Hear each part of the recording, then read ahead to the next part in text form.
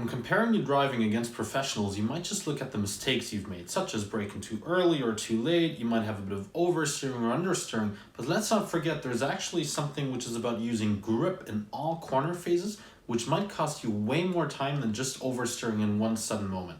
In this video, we're going to look at different phases of a corner and what using grip to the max means in each of them, as well as compare a pro to an amateur to see exactly what that looks like in action. First, we need to understand a corner's different phases. Now, we can get very technical here and divide a corner into even more sub-phases, but to keep things simple for the sake of this video, we're going to split up a corner into three main phases. First, there's the entry, or the braking phase.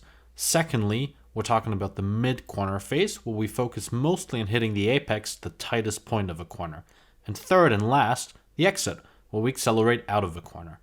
Now, most drivers spend a lot of time focusing on braking later and later to improve their entry phase, but what we see often is that the transition from the entry to later corner phases is actually where drivers begin to lose much more time.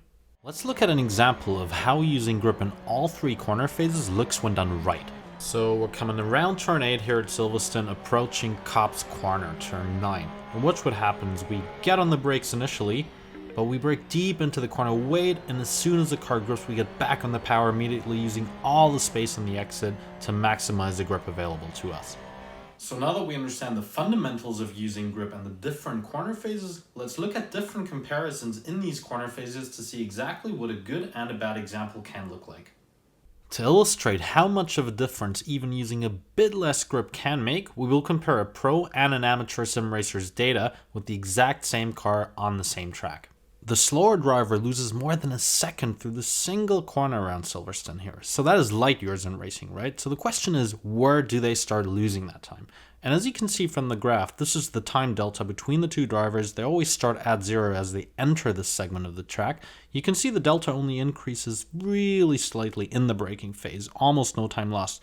But where things really start going wrong is the mid-corner phase. So let's analyze each corner section one by one to really see what's going on and why not using all the available grip leads to 1 second time delta. So let's look at the speed differences between the two drivers in different corner sections. So you can see that actually the speed trace shows us that the two drivers hit the brake pedals initially at almost the exact same point, right? You can see both speed traces going downwards. But then you can see something happening, and that is the pro driver braking deeper into the corner rather than just hitting the brakes 100% and then coming off.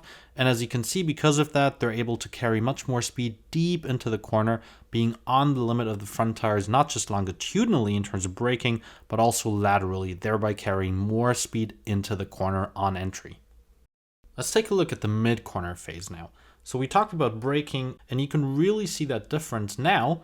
In the mid-corner phase, the pro is exactly on a limit. You can see carrying a lot more speed around the apex, whereas the amateur doesn't have any pedals applied and a much lower speed around the apex. And you can really see the speed dropping off as a result of not being on the front tire's limit there. Let's look at the apex. Because of that very conservative apex taking, there's suddenly a lot of grip available on the exit, which remains unused. And you can see that by comparing the two lines. The pro driver needs to run all the way onto the exit curb, almost exceeding track limits, because otherwise they simply wouldn't be able to keep their foot down at full throttle.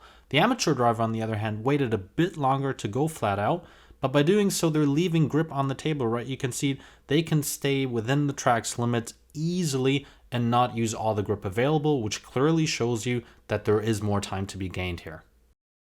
The question is, why did they lose so much time in the mid-corner phase, especially on the transition between braking and turning? Let's look at our favorite physics visualization to explain racing principles, the friction circle. The amateur driver brakes in a straight line, then comes off the brakes and only then turns in. That means we have a phase in between braking and turning where we're not using all the available grip. The pro, on the other hand, starts turning in as they gently come off the brakes, meaning they're trailing along the friction circle's edge at all times in the braking and turn-in phase. And in driving terms, that simply means you are on the limit.